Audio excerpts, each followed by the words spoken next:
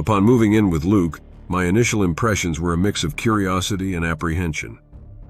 Luke was a reclusive figure, often shrouded in an air of mystery that intrigued me. The house itself was an old creaky structure with a unique layout. It featured a narrow hallway that led to a cozy living room filled with mismatched furniture and an eclectic collection of books lining the shelves.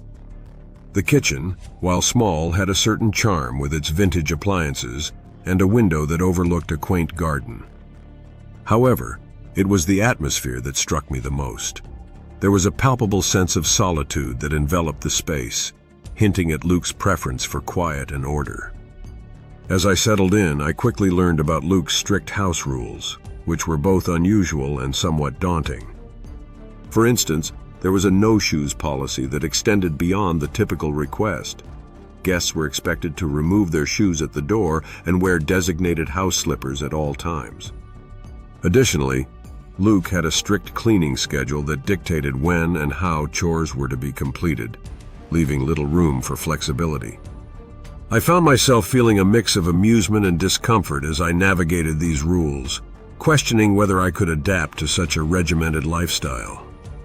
While I appreciated the cleanliness and order, I couldn't help but feel a bit stifled by the lack of spontaneity. Despite my reservations, I made a quick decision to move in without a formal lease, driven by a sense of urgency and the allure of affordable rent. The prospect of living in a space that was both unique and affordable was too tempting to pass up, even if it meant adhering to Luke's peculiar guidelines. I rationalized my choice, telling myself that I could always adjust to the rules or find a way to negotiate them later. However, as the days turned into weeks, I began to realize that living with Luke would require more than just compliance. It would demand a level of understanding and adaptability that I had not anticipated. This experience would ultimately challenge my perceptions of cohabitation and push me to navigate the delicate balance between personal freedom and shared living. As time went on, my initial curiosity about living with Luke began to morph into a growing discomfort that I could no longer ignore. The strange noises at night became a regular occurrence: soft shuffling sounds, faint whispers, and the unsettling creak of floorboards that seemed to echo through the quiet house. At first, I attributed these disturbances to the old structure settling, or perhaps Luke's nocturnal habits. However, as the nights wore on, I couldn't shake the feeling that something was off. It was as if the house itself was alive, and I was merely a guest in a space that belonged to someone else entirely. One incident that particularly rattled me occurred one evening when I returned home to find my bedroom door unlocked. I distinctly remembered locking it before I left, and the realization that it had been ajar sent a chill down my spine. As I stepped inside, I felt an overwhelming sense of vulnerability wash over me. The unsettling thought that someone had been in my personal space lingered in the air, and I couldn't shake the feeling of being watched. It was as if Luke had crossed an invisible boundary, one that I had assumed was understood in any shared living situation. The violation of my privacy left me feeling exposed and confused, questioning whether I had misjudged Luke's character from the outset. In the days that followed, my discomfort only deepened. I began to notice Luke's behavior becoming increasingly intrusive. He would often linger outside my door, and I could sense his presence even when I was alone in my room. The feeling of being watched was suffocating, and I found myself second-guessing every sound and movement. I felt trapped in a situation that was supposed to be a fresh start, but instead, it had morphed into a source of anxiety. The combination of strange noises and the unsettling feeling of being monitored created an atmosphere of tension that was hard to ignore.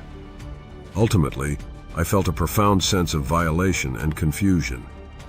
I had entered this living arrangement seeking companionship and affordability, but instead, I found myself grappling with an unsettling reality. The boundaries of privacy that I had taken for granted were being blurred, and I was left questioning not only my safety, but also my judgment in choosing to live with Luke. Each day became a struggle to reclaim my sense of security in a space that felt increasingly foreign.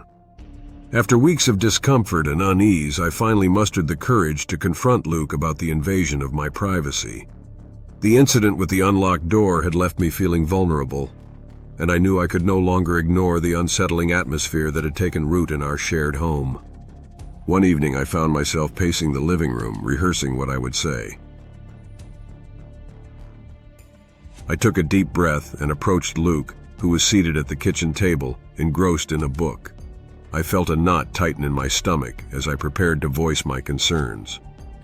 "Luke, can we talk?" I began, trying to keep my tone steady. "I need to discuss something that's been bothering me." He looked up, his expression unreadable, and nodded slowly. I hesitated for a moment, gathering my thoughts before I continued. "I noticed my bedroom door was unlocked the other day when I came home. I locked it before I left, and it really made me uncomfortable." As I spoke, I watched his face for any sign of understanding or acknowledgement, but instead he seemed to deflect my concerns. "Oh, that must have been a mistake," he replied casually, brushing it off as if it were no big deal. "Sometimes I forget to check doors." His evasive response only fueled my growing distrust. I pressed on, hoping to elicit a more genuine reaction. "But it's not just that. I felt like I'm being watched, and it's really unsettling. I need to feel safe in my own space." Luke's demeanor shifted slightly, but he quickly masked it with a nonchalant shrug, insisting that I was overreacting. "You're just not used to living with someone else," he said dismissively. His lack of concern and the way he sidestepped my feelings only deepened my unease. I could feel the tension in the air, and it became clear to me that my concerns were falling on deaf ears. The conversation left me feeling more isolated than ever, and I realized that I could no longer ignore the threat I felt in this environment.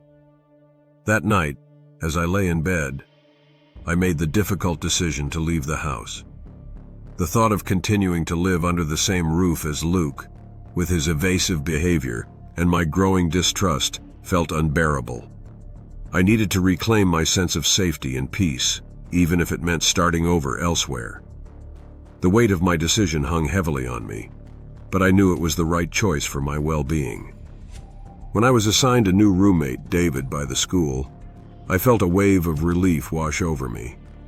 After my unsettling experience with Luke, I was eager for a fresh start. David's initial demeanor was warm and friendly. He greeted me with a broad smile and an enthusiastic handshake that instantly put me at ease. His easygoing nature and willingness to engage in conversation made me feel hopeful about our living arrangement. As we unpacked our belongings and set up our shared space, I appreciated his laid-back attitude and sense of humor. It seemed like we were off to a great start, and I couldn't help but feel optimistic about the months ahead.